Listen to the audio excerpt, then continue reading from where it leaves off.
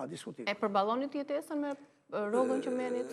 Me 2 fëmijë, Nikola? Që me 2 fëmijë. Normalisht, unë nuk mund të ankohem, pa diskutim që atëherë një pensionist e mante familjen.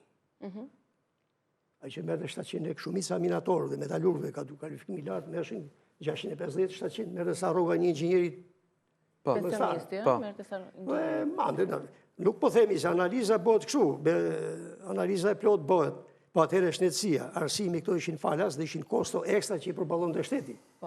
Dhe kuptohet, deri nga vitet 70, mendimim, 75, por mu edhe tregu ka qenë i pranueshëm dhe një pensionist me parat që merë në përballon do të asë një vizitat ilaqet Nuk dili, sepse për robat për shumë. Për robat ishte problem atëherë në sistem. Për robat e punës? Jo robat e punës. Robat në përgjithësi veshe? Jo për të majtë për veshet, ishte pak problem.